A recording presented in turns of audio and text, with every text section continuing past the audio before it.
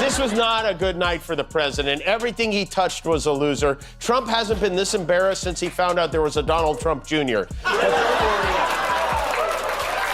If you're tired of all the losing, fear not, he's got an in defiance of the Constitution. You know, he's selling things from the office. He's taking money and gifts from other countries. The emoluments clause. He's breaking every law and every rule that we have in our country, and no one seems to be able to. Brace yourself, because Jimmy Kimmel and Rosie O'Donnell just walked straight into their full villain era, and Trump ended up right in the middle of their crossfire.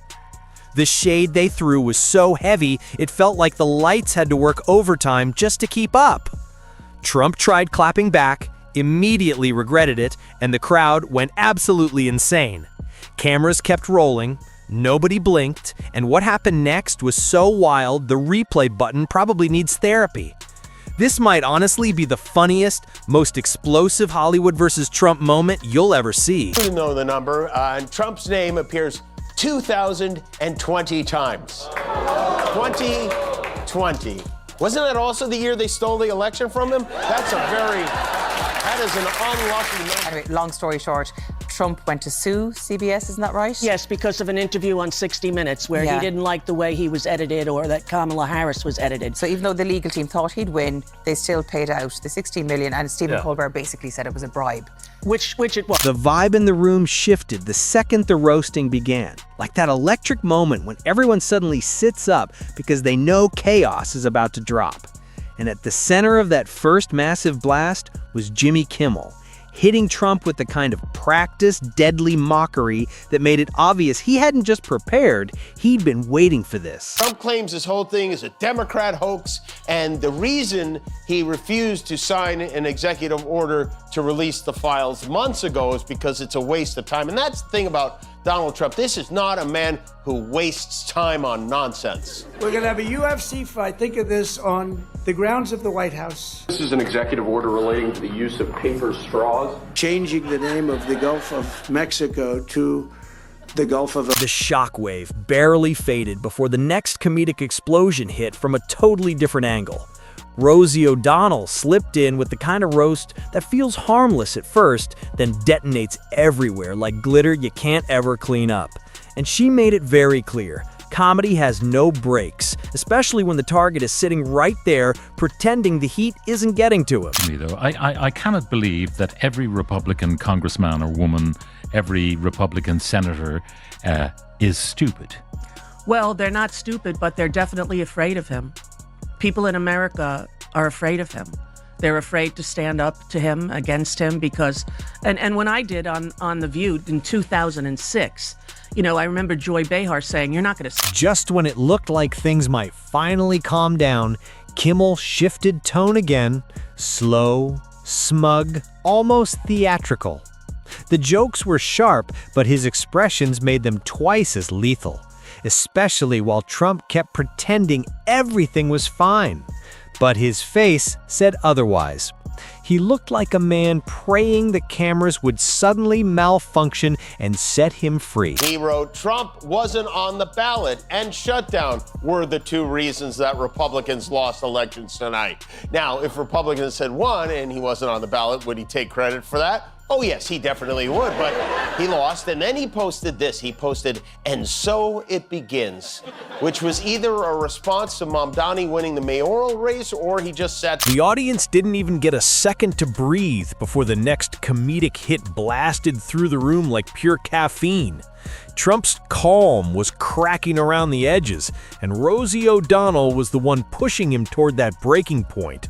Her roast came wrapped in this sweet, almost cheerful tone, like she was enjoying every second way more than she should. Facts, and you would think that I called his mother a whore. You know, he went insane.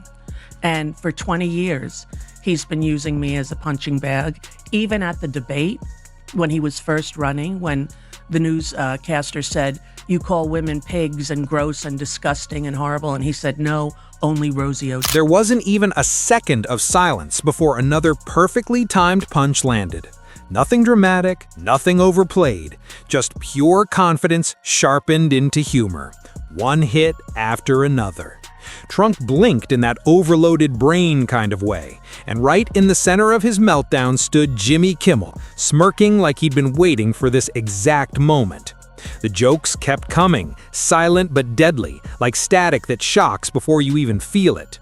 Rosie treated the whole thing like luxury entertainment, smiling through every hit as the energy in the room climbed higher, boiling until suddenly every joke landed in rapid fire and completely shattered whatever defenses Trump had left. I mean, seriously, what is that supposed to mean? What would motivate him to post "and so it begins" at almost midnight? What would compel him to contact his social media guy, Dan Scavino, that late at night to say, "Dan, I need you to post "and so it begins"?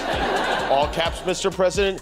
Yeah, all caps, you idiot, and put a ... in front of it. The crowd barely recovered before another roast dropped with this calm, casual showmanship that felt almost teasing. Trump finally stopped pretending he wasn't combusting inside.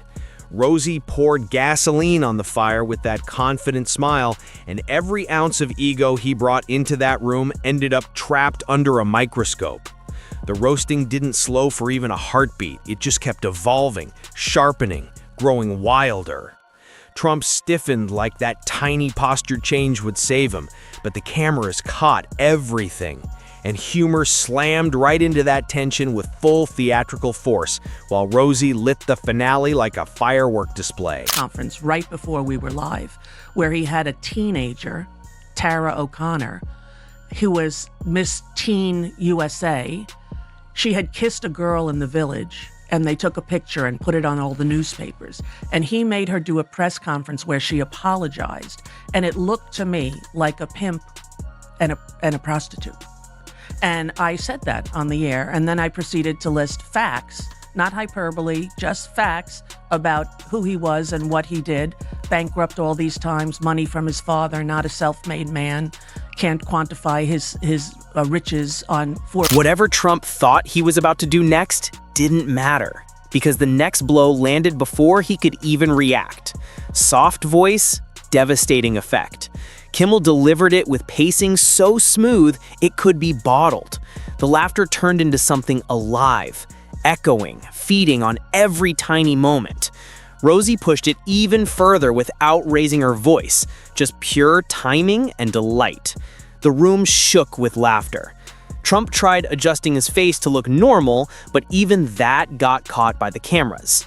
And Kimmel kept up the pressure like someone casually telling a bedtime story while dismantling a public image in real time. And Trump has been desperately trying to convince anyone who'll listen that Democrats are responsible for the shutdown and that it has nothing to do with him trying to hide the Epstein files. The gaslighting has reached a fever pitch as Trump cuts off the supply of food to children, families, senior citizens, etc. But Mike Johnson, the Speaker of the House, wants you to know, just because they're cutting off your food and want to cut off your health insurance. If Trump had any ego left, it didn't stand a chance, as comedy swung back with surgical precision. He stared forward like a man watching his own reputation crumble in slow motion. Rosie delivered each line smooth and cold, almost theatrical in how effortless she made it look. The energy peaked again with no warning, just raw comedic confidence filling the room. Kimmel carried the final stretch with a calm so deadly it felt like he was born for that exact moment. Then came the last precise hit. Not loud, not dramatic, just sharp enough to slice through the air.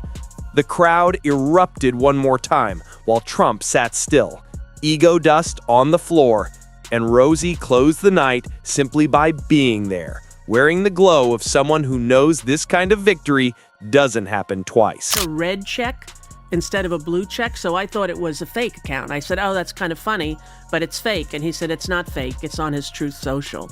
I don't go on Truth Social, I don't follow him or anything. And then I sat down and wrote the reply and posted it. And to tell you the truth, that was kind of the end of it for me, because I know he can't do that, but the Supreme Court has given him unbridled powers, and who knows what he can and can't do. Anyone who thought the chaos was over seriously underestimated how long pure comedic revenge can last. The tension shifted into something almost mythical. Thick silence, wide smirks, that dangerous calm before another hit. Kimmel dropped his next round of mocking with that relaxed posture that hides the real danger. Trump's attempt at stoicism lasted seconds before Rosie raised the temperature again with sarcasm sharp enough to cut stone. She didn't need gestures, her voice alone did the demolition. The jokes settled like smoke, visible, heavy, impossible to ignore. I'd love to know what's going through Trump's head right now. On Friday, he's holed up in the White House, blasting music so loud everyone in the area could hear it.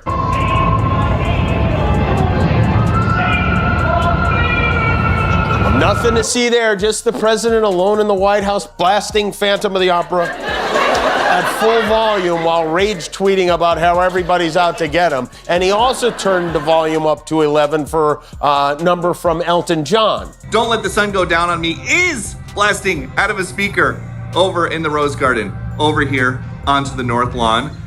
As we understand it, and talking to some folks. There was no break, no rescue, nothing. The audience had entered that phase where laughter becomes automatic, unstoppable, like their bodies were reacting faster than their brains. Trump scanned the room like a man hunting for an exit that didn't exist. Then came the next punch. Soft voice, brutal impact. Kimmel dropped it with that same, "I already sank the ship" confidence, and Rosie jumped right into the silence, throwing sarcasm like heavy confetti. Trump didn't flinch, not because it didn't hurt, but because his face had given up trying to keep up. Rosie leaned into the collapse, letting everyone see exactly what kind of meltdown they were watching. Because that's what he has the power now to demand that people lose their jobs, to call out private citizens like myself or like Bruce Springsteen, who spoke out very eloquently about him as well. And this is what they do. They try to silence people, and they put the fear of God in everyone that they're going to lose their jobs. Is that like you've left America? Yes. Because of what's been going on. Because of him. I read Project 2025. That was pretty much the foundation of what he wanted to do. And I said, I have to get out of here. And I left before the inauguration on purpose, because for 20 years, he's been using me as a punchline in all of it. And then came the next hit, perfectly timed, deceptively gentle, and twice as destructive. Kimmel delivered it with smooth confidence, like he was deciding how stylishly to finish sinking the ship.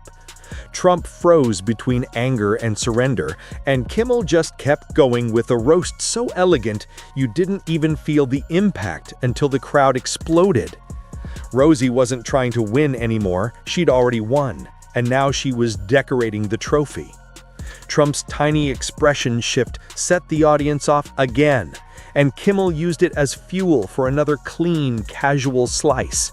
And when it felt like nothing else could top it, Rosie stepped in and delivered the final wave of sarcasm without even trying. Pure silent danger, pure confidence.